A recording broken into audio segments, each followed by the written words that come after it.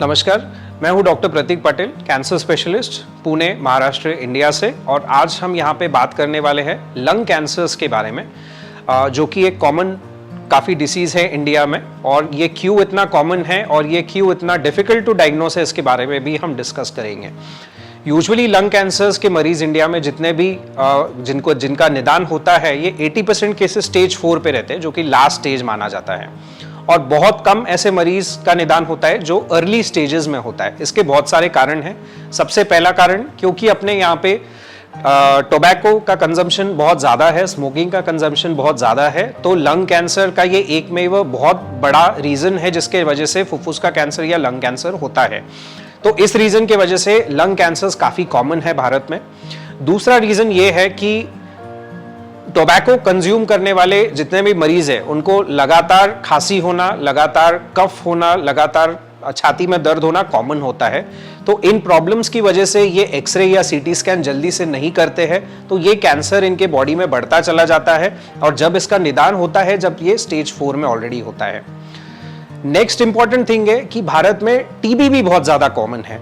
और TB usually उस इलाके में होता है लंग्स के, जहां पे लंग कैंसर भी होता है।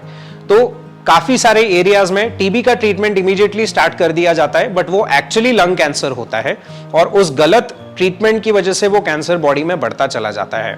तो अगर ऐसे कुछ आपके जानकारी में मरीज है जो ट्यूबरकुलोसिस की ट्रीटमेंट जिनकी चल रही है, टीबी की ट्रीटमेंट जिनकी चल रही है, उनको भी आपको ये सजेशन देना है कि सारे वो टेस्ट करवा ले जो बेसिकली टीबी और कैंसर में डिफरेंशिएट करते हैं, तो पूरी तरह से एग्जैक्टली निदान हो कि ये टीबी है या कैंसर है। तो अभी हम जानेंगे कि इसके यूजुअल सिम्टम्स क्या होते हैं। लंग कैंसर अगर किसी के भी बॉडी में अंदर होगा तो इसके सिम्टम्स, सबसे पहला जो सिम्टम होता है वो होता है कफ। दूसरा सिम्टम होता है चेस्ट पेन। तीसरा सिम्टम होता है कफ के माध्यम में खून बाहर निकलना। और चौथा सिम्टम होता है सांस लेने में बहुत ज्यादा दिक्कत आना। तो ये कॉमन 4 से 5 सिम्टम्स है जो लंग कैंसर में बहुत ही ज्यादा कॉमनली पाए जाते हैं। और इसमें से अगर कोई सिम्टम आपके केस में होगा तो आपको इमीडिएटली जाके एक्सरे या सीटी स्कैन करवा लेना है। लंग कैंसर्स इंडिया में यूजुअली 40 या 45 इयर्स के ऊपर के मरीजों को होता है। उससे कम के लोगों में ये अनकॉमन है अभी भी, बट केसेस अभी बढ़ रहे हैं। तो अगर इसमें से सिम्टम कोई भी उम्र के मरीज में है तो उनको इवैल्यूएट करना चाहिए। कोई खून टेस्ट अवेलेबल नहीं है आज की स्थिति में जो लंग कैंसर का इंडिकेशन दे। ये भी काफी कॉमनली क्वेश्चन हमें पूछा जाता है कि ऐसी कोई ब्लड टेस्ट है क्या जिससे लंग कैंसर का जल्दी निदान हो। अनफॉर्चुनेटली वैसी कोई ब्लड टेस्ट नहीं है। लंग कैंसर का निदान करने के लिए एक्सरे मिनिमम या सीटी स्कैन करना बहुत ज्यादा जरूरी है। तो सबसे पहले इसमें से अगर कोई सिम्टम होता है और आप अगर डॉक्टर के पास जाते हैं तो आपको सीटी स्कैन करने की सलाह कोई भी डॉक्टर देगा। ये सीटी स्कैन करने में प्लीज हिचकिचाहट मत करिए, क्योंकि सीटी स्कैन से कोई भी प्रकार का आपके बॉडी को डैमेज नहीं होता है। तो सीटी स्कैन जल्दी से करके जो भी अंदर डिसीज है उसका निदान जल्दी से जल्दी होता है। लंग कैंसर का अगर कोई भी लीजन आपके सीटी स्कैन में पाया जाता है तो उसके बाद में आपको आपका कैंसर स्पेशलिस्ट बायोप्सी करने की सलाह देगा। अगेन, बायोप्सी करना बिल्कुल भी बुरी बात नहीं है और बायोप्सी के बिना आपकी ट्रीटमेंट आगे प्रोसीड नहीं होती है। तो बायोप्सी करना बहुत ज़्यादा ज़रूरी है। जो लोग कहते हैं कि बायोप्सी करने से कैंसर अंदर स्प्रेड होता है, ये बिल्कुल गलत है और ऐसा नहीं होता है। तो बायोप्सी करना बहुत ज़्यादा ज़रूरी है, तो प्लीज़ ये करवा लेनी चाहिए। सीटी स्कैन, पेट सीटी स्कैन और बायोप्सी, इन तीनों के बेसिस पे हम डिसाइड करते हैं कि ये लंग कैंसर कौन सी स्टेज में है। इसका स्टेज 1 हो सकता है, 2 हो सकता है, 3 हो सकता है और 4 हो सकता है। स्टेज 1 यानी छोटा सा कैंसर जो कि बस उस एरिया में लिमिटेड है और वो आसपास कहीं फैला नहीं है। स्टेज 2 लंग कैंसर्स वो होते हैं जो साइज में थोड़े से बड़े होते हैं और वो आसपास फैलना शुरुआत हो चुका होता है, बट लंग के अंदर ही होते हैं। स्टेज 3 लंग कैंसर्स वो होते हैं जो साइज में काफी बड़े होते हैं और वो लिम्फ नोड्स या अपोजिट साइड के लंग्स में फैल चुके होते हैं। और स्टेज 4 लंग कैंसर वो होते हैं जिनका जन्म लंग में होता है, बट वो बॉडी के कई और ऑर्गन्स में ऑलरेडी फैल चुके होते हैं। इसमें से स्टेज 1 से लेके स्टेज 3 कैंसर्स पूरी तरह से क्योरेबल है। ये पूरी तरह से जड़ से आपके बॉडी से निकलते हैं और आपका जीवन उस केस में नॉर्मल होगा, आपका लाइफ स्पैन नॉर्मल होगा।